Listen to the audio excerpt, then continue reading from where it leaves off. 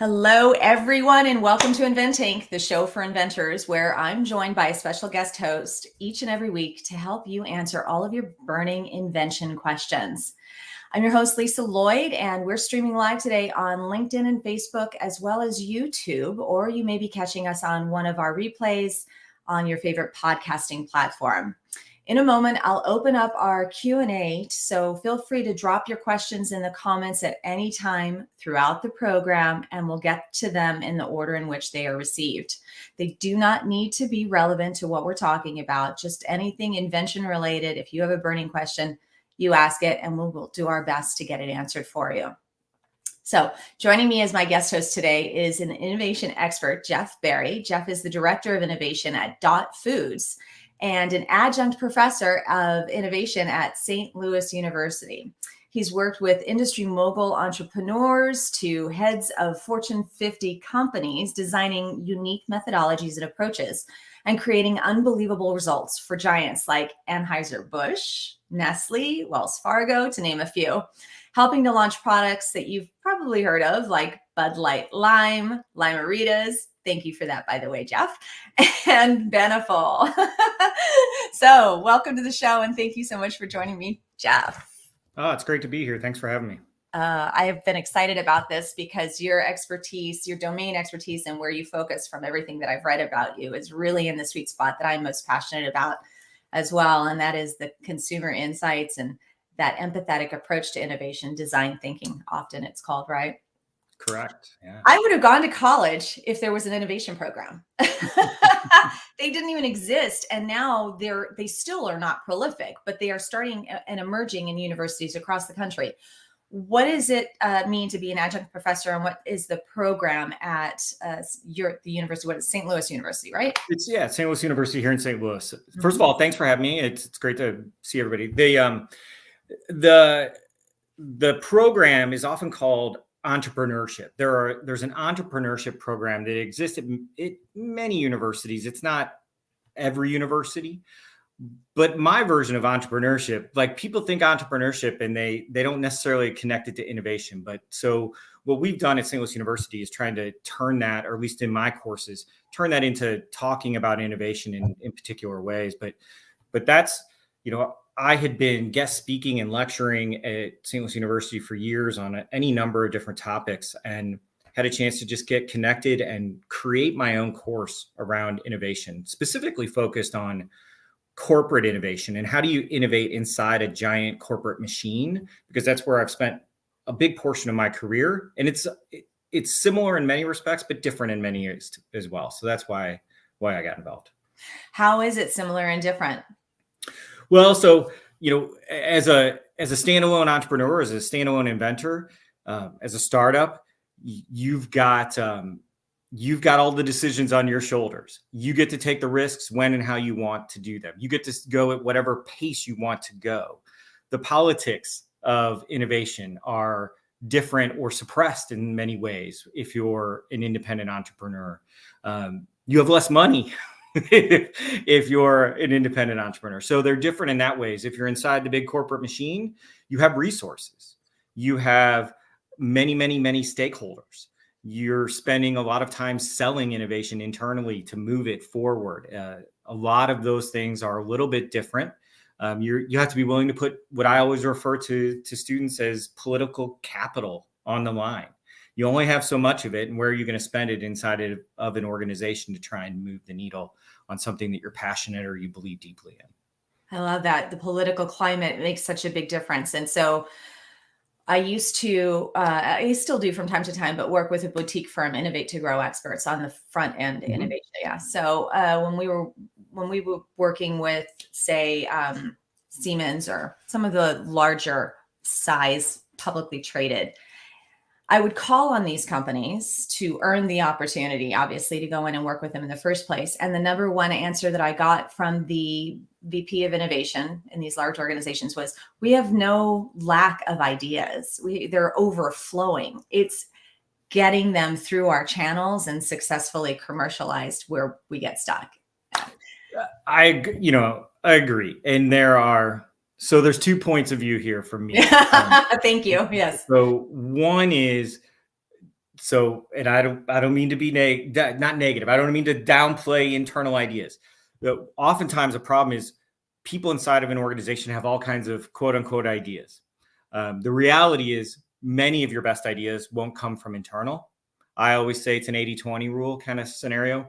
The vast majority of your great ideas are going to come from empathetic conversations, insight-driven conversations you have with your consumers or those that you want to be your consumers. It's hard to be inside the ivory tower and think the way a consumer thinks. It's just reality. We don't live in their world. And so there's that piece of it. I think the other piece of it, though, is when you generate a whole bunch of ideas, and I spent time at Nestle doing this, is you have to create a way that you can process those ideas, that you can begin to test them, turn them on. I view those ideas as fuel for an innovation engine. That's how innovation flows, is via ideas. So I like to think of ideas as the fuel that drives innovation. And so you want to keep that engine always fed. So Celeste and I apparently were on the same page because her question follows what I was asking, I think. She says, pleased to be here.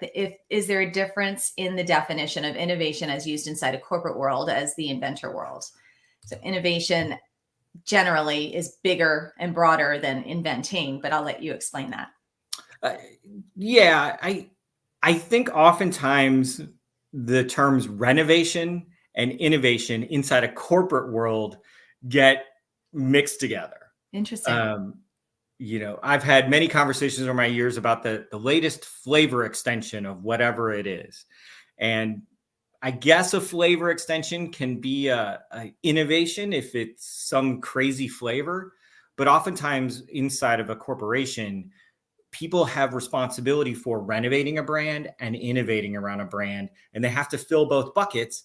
And so they'll use things that I would refer to as renovation oftentimes to fill their innovation bucket. And so I think sometimes it gets defined really as renovation things get called innovation internally. Externally, though, everybody's about changing the world. Everybody's about doing the coolest new thing and challenging the status quo and every orthodoxy exists. So I think it's a purer definition of innovation if you're outside the corporate world. It doesn't get mixed in with other things. That is so, yeah, that's really interesting. And when you say mixed in with other things, innovation in a corporate world also includes systems and processes and other things beyond just product development, right? So as the director of innovation at Dot Foods, does that mean that under your responsibilities, that would include beyond developing new products? Does it also include systems, processes, or anything else that I'm leaving off the list? Yeah, it includes all kinds of things. So everything from a new business model to so we're a logistics company. So we have thousands of trucks on the road. So to how do we save fuel, which is really a process kind of innovation, right? How do you bring efficiency to a process, or how do you increase your efficiency on your warehouse docks through technology or through lean methods or through those kinds of things, and focusing on creating the most efficient process. So yes, it is the whole expanse of those things that I focus on a daily basis. All across the board. That's why on my LinkedIn profile, it says wicked good problem solver, because I'm all about efficiencies, and inventing is the one way I found to make a living doing what I love. If I had been given the opportunity, I think, to learn innovation best practices as a young person and then develop a career, I would probably be sitting in that seat now instead of the seat that I'm in today, because I like the broader stuff. Yeah, I love figuring out what the problem is. Puzzle. The games on my phone are all the puzzle games. So when I teach or when I lecture, there's the movie Moneyball with Brad Pitt. I don't know if anybody knows the movie, but there's a scene about 10 minutes in where he's sitting around the table with all of his scouts, and he's challenging them with what's the problem? And they keep coming back with an answer, and he keeps going, nope, what's the problem? And I show that clip. It's like a 30-second clip all the time when I speak, because it's just a powerful example of really digging in and understanding what is really the problem that you're trying to solve, and then attacking that problem in a wide range of ways, right? The whole design thinking is built on the double diamond, right? Diverge and converge, right? So diverge to figure out, converge on what the problem is, and then diverge on what are all the possible solutions to that problem. And then, converge again as you begin to test and iterate and look at ideas. Love it. So I think this ties right in. You also mentioned I noticed in your resume on LinkedIn that you were the Director of Innovation and Consumer Insights at Brado, and that you listed development of a portable innovation lab that helped clients gain more intimate and empathetic understanding of their customers, those clients, Yep. And increased the ideas by another 50%. That's Well, crazy. Tell me about that. How did that all come together? Well, one thing we realized was that we oftentimes wanted to go do innovation at places where it was harder to do big innovation kind of things, or specifically, how do you prototype something? And how do you make an early stage version of it that becomes your foundation to test and learn? And so what we did is we found this company based out of North Carolina that was focused on using used shipping containers to turn into portable education labs that would go to schools and as portable libraries or science exhibits, and they would take them to school districts and they would do these things and it would just move around. Sure. And we thought to ourselves, well, if they can do it with that, could they make one that's all about a mobile prototyping and ideation lab? Oh my And God. so we worked with them to design and create a mobile ideation lab out of an old shipping container. And so we took the end of it off and we put on sliding glass doors, and inside everything was a whiteboard, and it had its own power supply. And air conditioning and heating, its own Wi-Fi. So we could drop it absolutely anywhere. And so the reason we were able to increase ideas is we could take it to places and just engage people right then and there. So I'll give you an example. So we were talking about doing some work with kids with a major crayon manufacturer, and they were like, how do we do this? And they had this whole experience, a storefront where kids could come in and buy crayons and do all this stuff. And we said, well, let's just take this innovation lab and we'll sit it right out front on a Saturday. And as the kids come by the sidewalk, we'll invite them in, we'll give them a bunch of prototyping supplies, and we'll let them create things with us. And so just that organic nature of being able to have it right then and there is just a huge plus when you talk about increasing ideas, increasing prototypes, all of those things. We did it with a potato chip manufacturer who was trying to figure out, how do you make an on-the-go snack? And so in this shipping container, we had 3D printers and all this stuff. And so we were 3D printing chips of various sizes and whatnot. And we would put them in an old chip bag. And then we had a car in the parking lot. We just rented a car and set it next to it and said, all right, get in there and see what it's like to eat these fake chips while sitting in the driver's seat. And so we found out that marble shaped kind of chip sizes were easy to handle and easy to pop in your mouth. And so if you go to the store today, you can see some of those kind of shapes. So there's your consumer insights and your empathetic driven innovation that resulted in, I'm sure, more success. Although I haven't seen any chip balls. Maybe I have pops. I've seen cheese puffs that come in the little brown ones, right? There might be a brand called Poppables out there now. Okay. Very cool. That is exciting. All right. So most of our listeners are independent inventors, and they may want to get a formal education and someday land themselves a job in a problem-solving type industry, or role, I should say, across all the different industries, because every industry needs more innovation, right? They're all problem-solving. So they can go back and go to school for that. Is it necessary to get a degree to get a job like this if they wanted to do something full-time?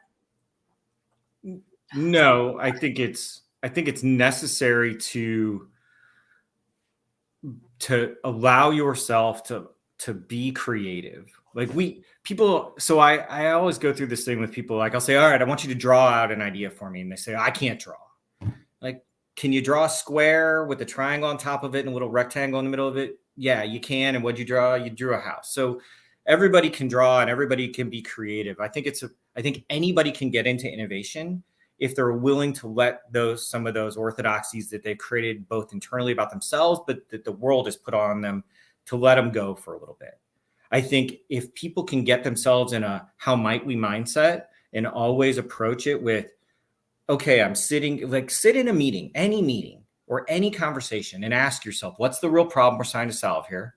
What's the insight? It doesn't matter. It can be a dispute with your wife or your husband or whoever it is. Right. And ask yourself, what's the real problem we're solving or that we're talking about? And I think that anybody can use those skills and leverage them to be an innovator. So I don't think you have to have a formal education, but I hope you focus on empathy and insight and clearing away orthodoxies. So how do you get better at getting customer insights so that you can use this design empathetic driven approach? And then I'm going to jump back into these questions, folks. I see them all of a sudden coming in. So I promise I'll come back to you in just one sec. So I think that you should always start with going out and talking to consumers. But in the world today, it's awesome because there are so many ways. So I mentor entrepreneurs that are starting up really early stage startups outside of the university through a different university. But that one of those entrepreneurs, she's working on a indoor growing system for plants, and she has no money and doesn't know. And I said, well, is there not a Pinterest page or a Facebook page devoted to people who like to garden? Right. And she said, well, I'm sure there is. Like, great, join it and start asking questions, because you'll always learn something. I never go into any conversation or any conference I go to or whatever and say, I didn't learn anything. You can always learn something. So it always just begins with conversations. Find some conversations. And then here's the key. When you have one conversation, I want you to say to whoever it is, who else should I talk to? Because they'll give you two more names. And then you go talk to them. And then you go talk to them. And all of a sudden your knowledge and your understanding is built, and it's more complex. It's funny that you use the gardening example, because that's the one it's, for whatever reason, has been coming out of my mouth lately. But, I say when you're doing your customer insights, if you're going about your day and you realize as a gardener, you're pulling the hose and it's getting stuck, interviewing people before you solve the problem, not addressing it just from your own perspective, but understanding how other people experience that same circumstance. Maybe it's not a problem for them, or if it is, maybe it's a different kind of problem for them, and right. All of that. And so getting under the hood, so to speak, of that experience for other people then gives you the insight that you need to solve the problems significantly better than all the alternatives. Right. And here's the other thing about design thinking. One of the core tenets of design thinking is observational research. So you don't need to necessarily even talk to anybody, right? But when I worked for Purina, for Nestle, every time, without quite, it used to drive my wife and kids crazy that I went into a store, I always walked the pet food aisle. Always. Right. And I would spend 30 seconds standing there watching people in the pet food aisle, because it's amazing. In just little bits of time, you can watch somebody and go, well, that's interesting the way they just did that. It doesn't take long, and it doesn't take much to get that little tweak of an insight that can lead to huge things. What about when you were at Nestle or any of the other companies that you've done this with and for? Would you go into people's homes and observe them in their habitats, or how would that work? 100%. So I created, when I was at Purina, I created this methodology that I called a retail lab. And what we would do is we would create prototypes of products, literally fake them. They weren't real. Like, in the bags were just like Cheetos or whatever. Like literally it was not real product. And we would go, and the way it worked is we would go to real small pet food stores and we'd say, hey, I'll pay you $5,000. And for the $5,000, I want to be on an end cap in your store Saturday and Sunday. And I want to set up a table at the front of your store to test messages, not to try and sell product, but to test engaging messages to see what would work. And Wow. so you can do stuff like that. But to answer your question, the reason I was so passionate about it is because that's the real world where people buy and make decisions and react to things. It's Saturday morning, baseball hat on, no makeup, kids with you, on your way to a soccer game. I'm asking you to stop and spend $30 on a bag of pet food. I know really, really quick, because I put myself in the exact situation where you're going to make that decision as to whether or not what I'm saying to you is any relevance at all. If I can get you to stop in that moment in the stream of real life, I win. It's like shit just got real. It's really what it boils down to, right? Yeah. So the closer you can go to the reality of a person's life, I tell my teams all the time, you have to live in the stream of someone's life. I want you to go, like, not just in their category that you're talking about or I want you to live in the stream of their life, because people, whatever product you're working on, whatever thing you're designing, people are making a decision about whether to use it or not use it based on all the inputs in their life. Yeah. They don't go, oh, wait, I'm now only going to think about pet food, or, oh, wait, I'm only going to think about X right now. They make decisions in the stream of their life, and all the other factors that are around them influence those decisions every single day. And so the closer we can get to that in terms of how we go about insight, testing, and learning, the more successful we'll be. Yes, yes, yes. And people, this is one of the challenges I have even with my own students when they first come into my program. It's like, oh my God, you're giving me more homework. Like, I just want to hurry up and get to the licensing part of it. But the licensing, I always say, becomes a lot easier, like knocking over dominoes, if you've done this front end work first. Right. This takes care of itself. You just have a few steps to follow, right? Get it on the shelf, put the right price on it, advertise, market it, whatever, that sort of thing. All right. So I'm going to jump into a couple of these questions real quick, Jeff. Hannah would like to know, and I'm not sure if you know the answer to this. I'm not really sure about it either. Can an individual inventor create a food product that's patentable? Absolutely. 100%. And the difference would be, it still has to be, because you can do plant patents also, I suppose, but a recipe. Yeah, it's based on the formulation, right? So no food is exactly the same. There's like Coke, right? The secret recipe is locked and evolved. Only 4 people know it. Well, that's a patented recipe, right? So you're patenting the recipe. But it's not patented. That's just it. If you patent it, it goes into the public domain, Sorry. right? So it's a trade secret. Yeah, bad example. It's kind of intellectual property. Yeah. But you can protect the rights to a formulation. Absolutely. Thank you. Great answer. Celeste loves your mobile unit. And by the way, Celeste is in South Africa, runs a group out there. So who knows, maybe that concept can actually spread across the world. Let's see here. This is kind of a long one. Konstantin, what are some tactics, approaches, or processes that you believe startups and entrepreneurs can implement quickly or easily to make it easier and faster for them to go through the initial fuzzy end of the process? I mean, the very beginning of the product development process, where nothing is clear and it's even hard to say what the product is going to be exactly. And before you answer that, Jeff, I would like to point out that for our audience and for the purpose of us getting on the same page, there's 2 different types of consumer insights. There's the front end before you develop it, which means you're not talking about the solution, you're only talking about the problem. And then you have the after testing, where you're talking about your solution and does it really now hit the benchmarks or whatever target that we were looking for. So I assume in this part of the process, Jeff, would you agree what Konstantin is asking about is that consumer insight without talking about the solution? Yes. Yeah, you just did a great job answering it, which is awesome. So what do you do in those situations? Because you talked about talking to people, but what are you asking them? What are you saying? What does that conversation look like? Yep. So so I'm asking that. So I want to explore their life.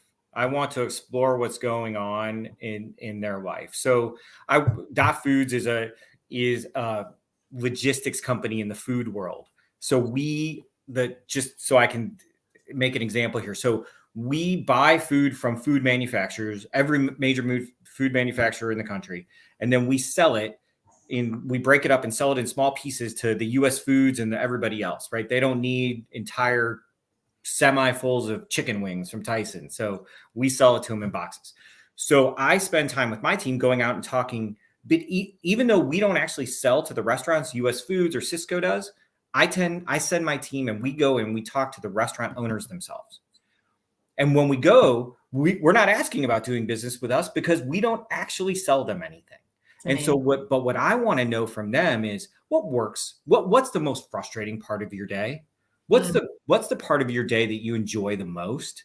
What's the part of your day that you just like, man, I don't know how to do that, or whatever those things are. I want them to talk about their life and what their day is like. And it's amazing when you do that and you listen with the right lens, right? I always tell people, like, I want you to listen to not what they said, but what they meant. And then I want you to take what they meant and I want you to connect it with other things they've said throughout the conversation, because in that is the insight. Insight isn't just a statement. Insight is developed by connecting the dots, and that's how you formulate insight. Just somebody saying one thing isn't really an insight. It's a fact. It's a finding. Putting them together is the insight. And so that's how I start in the fuzzy front end. I'm just listening. I'm asking questions and I'm letting it go wherever it wants to go. I'm trying to understand not only what they're doing from a product or a business standpoint, but who they are as people, what's relevant to them as a person.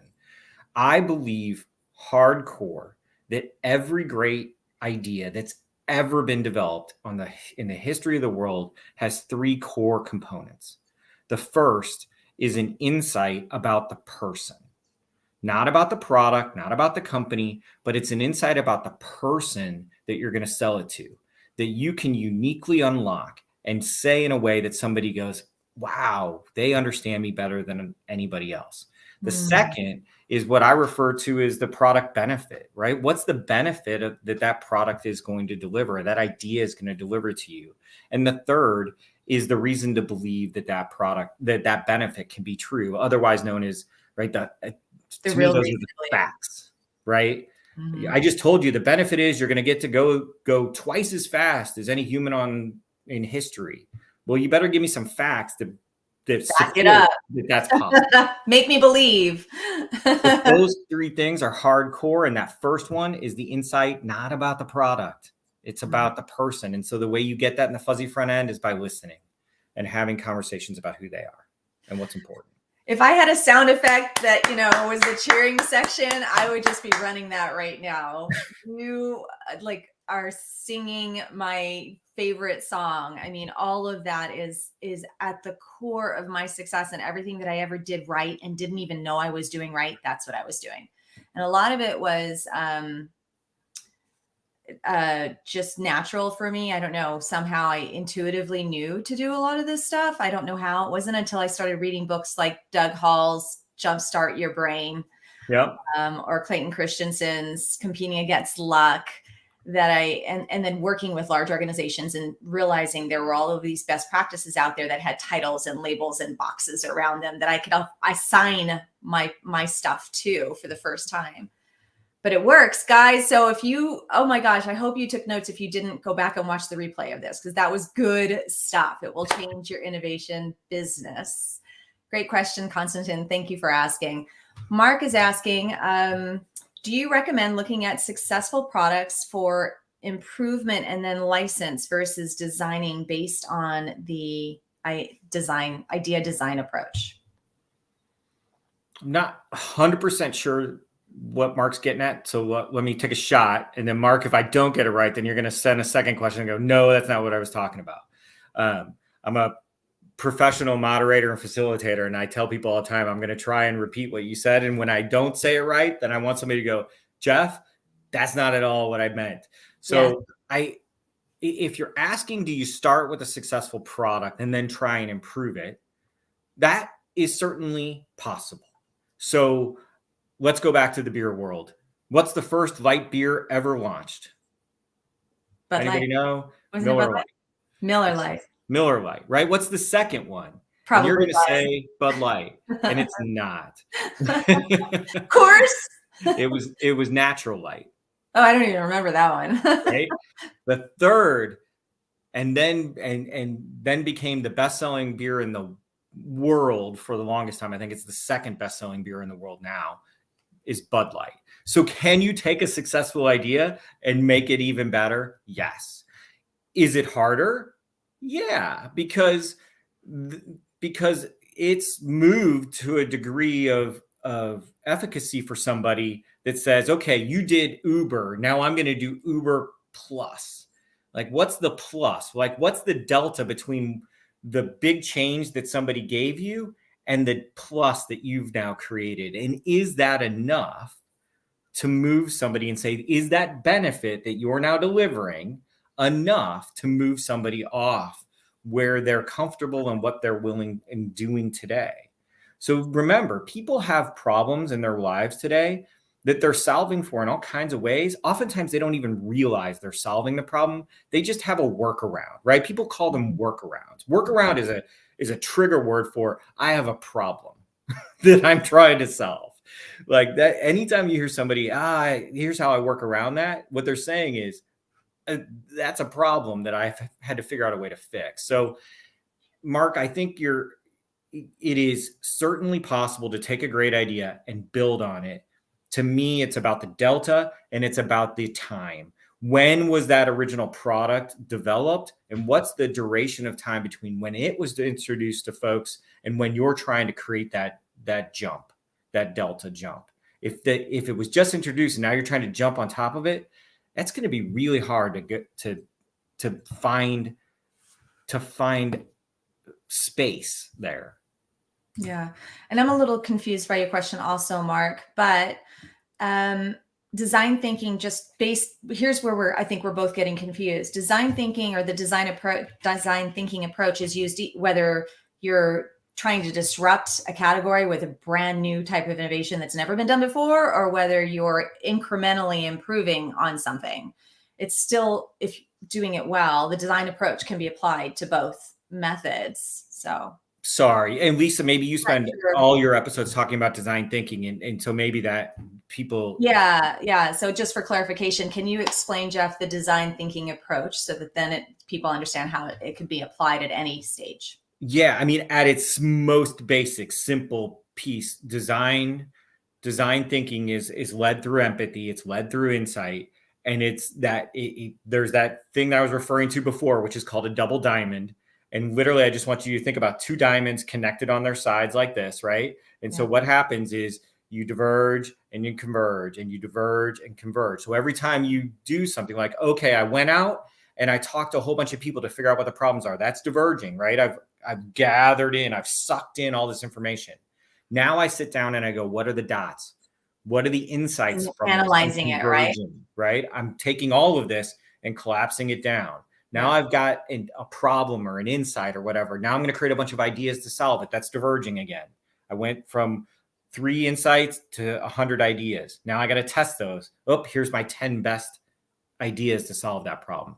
But that can be used, that methodology around design thinking of converge and diverge can be used on anything you're doing. It doesn't have to be about designing a product. It can be about solving any problem. Any problem. Right. So I don't want to get super granular because we could spend hours talking about it, but I would like, if you don't mind, Jeff, going into just a little bit more detail. And maybe the best way to do that would be with an example of what that diverging and converging process looks like with maybe a specific product or something that you've done that with in the past. Product would be ideal if you can think of one that it worked with, or maybe you learned and even decided to quit that product based on those learnings. Well, I mean, just to build on that last point first there, and then I'll go back to an example, which is 95%+ of all the ideas you come up with suck, and they're Yeah, gonna fail. you said it. Right? I'm sorry, like that's just the reality. Like you can create 1,000 ideas, you better be ready to throw away 950 of them, because you can't do them all. And if you try, you will fail. Like you won't succeed with any of them because you tried to do too much. So that's sometimes the hardest thing when you're an innovator. You get passionate about an idea and just saying, I gotta let it go. Right. And they put all their eggs into that one basket too. Yeah. That inability to pivot or iterate or see or really truly listen to what people are saying to you and going, as much as I want this to be true, it's just not. Right. So, a real life, a real life example. So I'll go back to pet food days. So one of the things we knew from doing all these, so we would spend lots of time listening to consumers. I set up a process where we did it every single month. The third Wednesday and third Thursday of every single month, we went to a different city each month and listened and tested ideas. It was an engine that drove us. It's what fueled our innovation process. And as part of that, we would learn all of these things about consumers and their pets and what was important to them. And so we started down this path of everybody has a diet philosophy. I'm paleo. This is 10, 15 years ago now, everybody. So I'm paleo, I'm vegan, I'm vegetarian. I'm like, I eat, right. I eat rocks, but not sticks. Like, I don't know, whatever the diet of the day was, right? There's a million of them. And today it's keto and the rest of them. Right. But back then we're like, if everybody is so passionate about the way they eat, how does that translate to their pet? And so we went out and we just started listening. And we said, okay, if this is what's so important to people, and we narrowed it down and we said, everybody wears a food uniform. So I eat paleo, but I'll eat bread for breakfast on Sunday. So I put a badge on my uniform that says bread on Sundays, right? So that's kind of how people eat, is everybody's got this base uniform of my diet, my food philosophy, and then we put badges on it. Like I'm a vegetarian, except for when no one's looking, right? So kind of thing. But so then we said, okay, we feel like we've got a really good handle on, based on all this design thinking learning. And so we started developing product ideas around food philosophies, figuring that if we knew what all these major food uniforms, base uniforms were, then we could create products around them that people would then translate. I want my dog or my cat to eat like I do, because it's how I believe. Yeah. And it did not matter how much we tried. We sucked at it. And we could not okay, you eat organic. Okay, we'll make an organic pet food. I'm like, well, I don't really want organic pet food. It's a lot more expensive. And at the end of the day, it's just a dog. Like, so we tried and tried and tried and ultimately gave up. Like, it just like, man, we're never going to. How long ago was that, Jeff?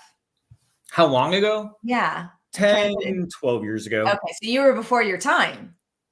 There's some of it today. So you'll see organic pet foods today. Well, but what you won't see is like Fresh Pet they found that thing that you're the secret ingredient. Yes. Pun intended. But Fresh Pet wasn't. So I don't want to get enough pet food debate. So Fresh Pet was alive and well and growing like a weed when I was at Purina. It started by an ex-Purina person.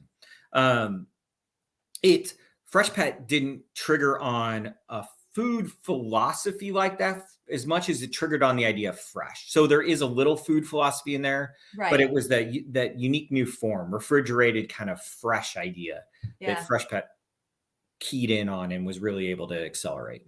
So it's almost like they were looking at the same data you were looking at from those consumer insights, but they called into their attention that one desirable outcome of having fresh food for their pet. That's right. And to go back to Mark's question, they were already in the market and very successful. And the thought, like this idea that we could somehow get incrementally better in the fresh space and all the capital intensity that it takes to make a refrigerated pet food. Right. I'll pull it all the way back to the beginning of our conversation. Where was I going to spend my political capital? Internally, trying to convince a company that makes millions of pounds of little brown nuggets, kibbles for dogs, to go, you know what, we should redo everything and turn everything into this fresh refrigerated product that now you have to create an entire new distribution system for. Like, that's where, as a corporate innovator, you go, maybe I'll talk about it, but I'm probably not going to push too hard. Yeah, because it's not just the product that's changing, it's the entire business model that's being innovated on in the process as well, right? That's right. So by putting just the mere cost of just putting a refrigerator in the pet section at every single retail outlet, that alone would make it cost prohibitive for most companies, right? And I don't want to pick on my friends at Freshpet, but feel free to go look at their financials and see how successful that, what that has meant to their business. It's a huge expense for them. Right.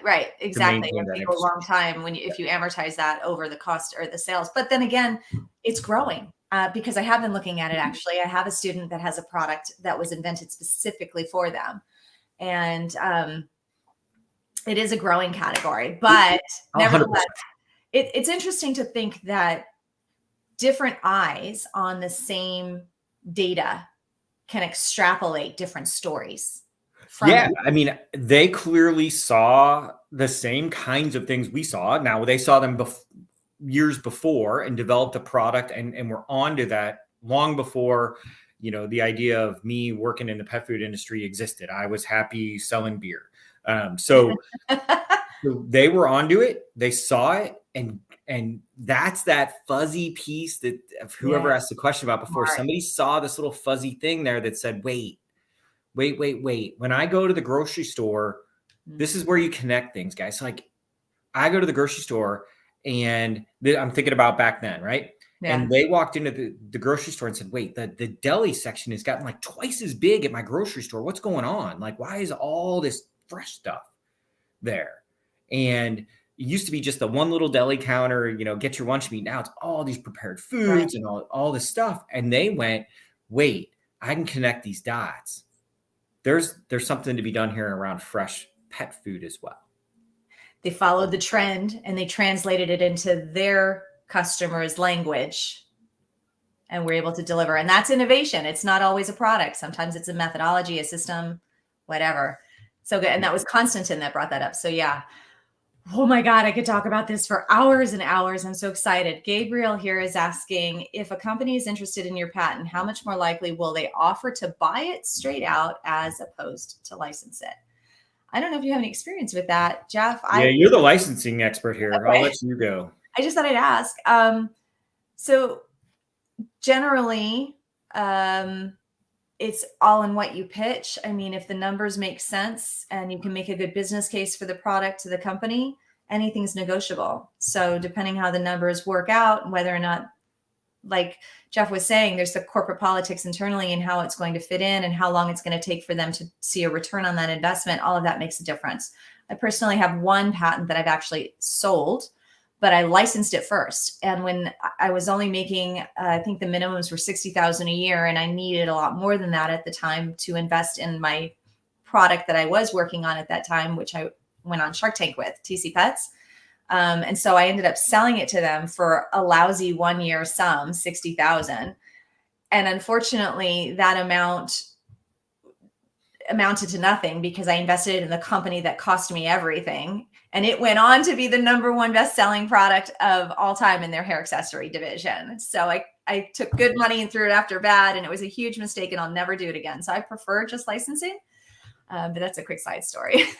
Well, let me take a little different tact on it from somebody who's not a licensing expert. Yeah, please. Himself, right? Which is, I spend a lot of time working with the startup community. So Dot Foods, one of the first things I did when I joined the company, I said, we're going to get involved in Silicon Valley. So we joined a tech accelerator out in Silicon Valley. And so I spent lots of time with startups. And so when you find a startup, which is kind of the question being asked, like that you want to work with as a company, how do you approach that? And there's a few different ways, right? So one, you can just say, I love what you're doing. I want to buy, I want to become a customer, a paying customer.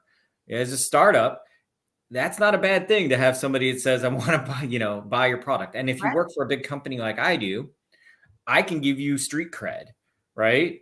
Like if I'm Anheuser-Busch or I'm Nestle or I'm Dot Foods, who most people don't know about, but Dot Foods is a $10 billion company. We're Mm-hmm. huge. And so companies want to work with us because if we can work together, then they get to go out and say, we've got a big customer and here's how they're using our product. So that's one way. And that's the easiest, right? Just become a customer. The second way in a startup world is an equity kind of stake that says, we love what you're doing. We want to help you grow your business because you're a startup, you're small. And so we want to invest in building an idea with you and take an equity stake in you.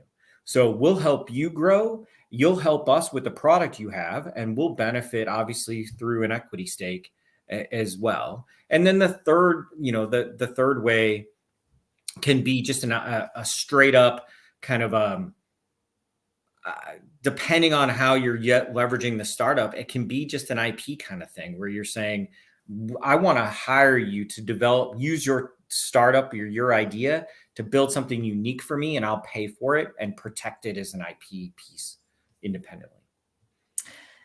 So yeah, if you're going to venture, there's lots of different, you even have more probably. Yeah. As creative as you can get. Jeff, have you ever been on that side of the desk responsible for in-licensing outside product development? No, that really has never been a part of my career, probably because I've worked for such big companies. Yeah. With less You're doing it internally. Yeah, right. Exactly.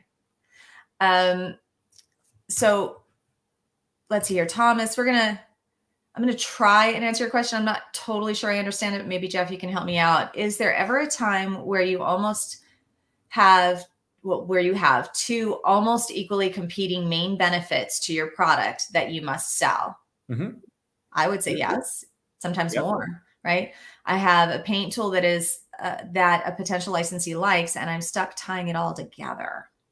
I wish I could just bring you on right now so you could explain the question better. Oh, I understand. I think I understand his question. Okay, good. Go for it. It's all yours.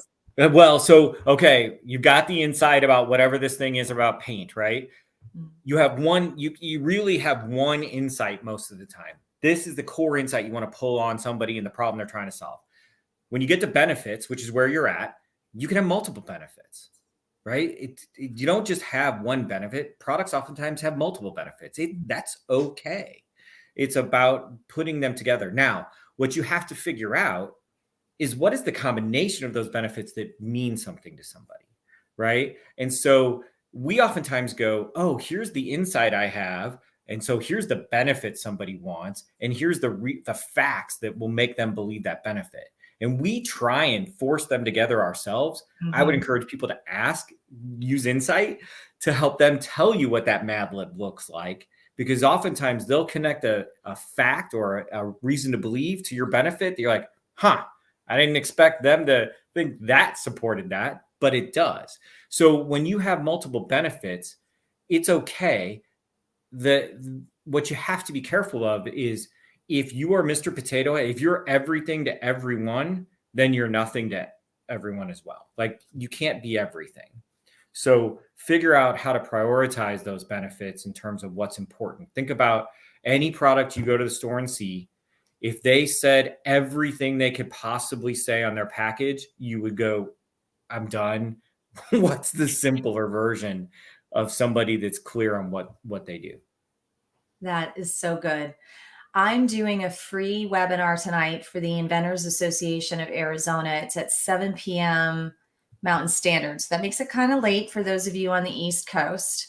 But if you are interested, you can email me. I will pop up my email address, lisaloyd@lloydmarketinggroup.com. I'll pop that up in just a second. And I'll send you the instructions for how you can join that free webinar. We are going to be talking about this very thing: how to define what your benefits are, how to extrapolate the most overt benefit from it, which might be, like Jeff is saying, a combination of them or whatever. What's the meaningful combination there? And then how to how to craft the reason to believe to ultimately translate it into your value proposition as an inventor for the purpose of licensing. So this is the value prop that's going to go on your sell sheet and help you be focused at pitching later. Or if you're still working through the inventing, the front end, developing that idea, then knowing how to do this early gives you the insights to help make sure that you're empathetically innovating the solution for that problem. So I'll drop that in here and pop it up here. Just go to or just email me, Lisa Lloyd at lloydmarketinggroup.com, and I'll send you an invitation if you want more information on that. I can't believe we only have 10 minutes left, Jeff. This is flying by, folks. If you have any other questions, make sure you drop them in the chat before we run out of time. There is a time delay here. And Jeff, there's something I'm just dying to hear more about. And I'm so glad that we have time to do it. Although I say that, and I don't know, maybe this is more than a 10-minute story, but you were also the senior strategist of innovation at Nestle. You mentioned it earlier, where you formed a think tank that resulted in huge savings, you said, to the company and turned around some failing products quite successfully at the same time. Tell us that story, please. Well, so there's a whole bunch of things wrapped into resumes you write on LinkedIn. So let's maybe just. I understand quickly. that. I'm just dying to get that specific. What was it? How did that work? Well, so okay, let's start with how do you save some failing products sometimes, right? Quick and simple story. And the reason I want to start with that one is people think about innovation all the time as it's this huge idea. It's like gonna break the fabric of the world and all that stuff. And that is right. And that is innovation, right? Steve Jobs said, you want to change the world, right? Great. That's fine. He was right. But that's not all there is to innovation. So here's an easy example. We had a brand at Purina that was, it was a canned dog food, right? It came in cans, and it came in two forms. One was cubes in a can, and one was slices, like little wafer slices. And so the same amount of meat was in each can, same amount of gravy was in each can. But when they bounced around on the truck on the road, the flat pieces settled really nicely, all tight, packed together. And so when consumers would open the can, all they would see is gravy, and they would see no meat. And so we went through this. I was sitting through meeting after meeting after meeting, and people said, we got to figure out how to put more meat in there, but more meat in there costs more. And so how we can't raise the price and blah, blah, blah, blah, blah. And I said, whoa, guys, we're thinking about this all wrong. Well, our problem is not that we need more meat. It is the same amount of meat. Our problem is the perception of the consumer. The consumer's perception when they open the can is that they're not getting enough meat. And so I said, why don't we just try adding the words gravy lovers to the label? So now we've set the perception of my dog loves gravy. Well, when I open the can, it'll have gravy in it. And so we literally added 2 words to the label right under the brand, tested it. Consumers loved it. Sales of the brand go up 50%. Goes from a failing brand to up 50% in 1 year, basically because of 2 words. Because we just set the right perception for a consumer. To me, that's that. We were talking about where the line on innovation is in renovation. Okay, I get it. But at the end of the day, it started with problem solving and understanding the insight and really saying, what's the real problem we're solving? And so I think innovators can bring that to the table. The think tank thing is just the idea that you want to create moments. Remember, this is inside corporate America. You want to create moments where people are free to think and be like kind of free to be creative with you. And so we would create these moments. I talked about the once a month thing. Well, part of that was I invited people from all over the company to travel with us on a monthly basis, get them out of whatever their daily job was and come with us for a few days and just think with us and talk with us and spend time out in the world that consumers are in with us. And then that becomes this just organic thing that grows inside of an organization because people take those experiences back. And so think tank is probably a fancy word for just the idea of creating these moments where people can get out of their normal daily routine and do something creative with you or think through a lens of innovation with you. Yeah, in corporate America, it's terrifying for an entrepreneur because everything's on you. But in corporate America, your job's on the line. Right. It's embarrassing, intimidating, threatening, scary, whatever. That's right. It's super scary for people inside a company. Like, people go, I'm on my own. If I fail, then I'm going to go bankrupt. Well, if you're inside a company, people are like, if I fail, I'm going to get fired. Right. So there is fear both ways. Terrifying. Right. Yeah. Let's see here. We've got about 5 minutes left. Let me just check questions really quick. Thomas, so Keith is reaching out to you. Check it out.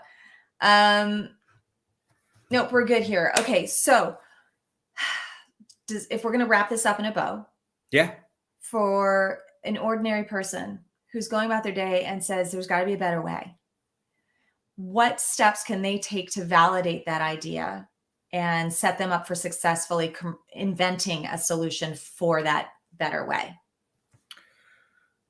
So if you think you have a better way, which I think we all think we have a better way at times throughout our day and our life, I'm like, oh, there's a better way to do this. And you want to take that next step with it, then you begin to have those conversations. Figure out if it's just you or if it's others, right? Is it, this works for you, you've solved this problem, you think this idea is great? Or is it when you start talking to random people or you start reaching out to others outside of your friends and family who are all going to say nice things about you? The others who will give you honest and candid, that stupid kind of thought process, right? Like, in begin to ask, right? Begin that process. It is not a process. I think at the end of the day, Lisa, I think you would say this too. This is not something that happens fast. As much as we want innovation to click our fingers and the world, lights up and sparks fly and all stuff, that's not how it works. Right. It's a methodical process that happens a lot behind the scenes before the fireworks happen, right? The entire show has to be built first. What about the consumer insights for validating the problem? You mentioned it earlier. If we're going to invent with empathy and use design thinking. Yep. So I want you to start. So I would say I want you to start with a prototype, and a prototype can be validating the problem, not the solution. Oh, you're talking about how do you test a problem?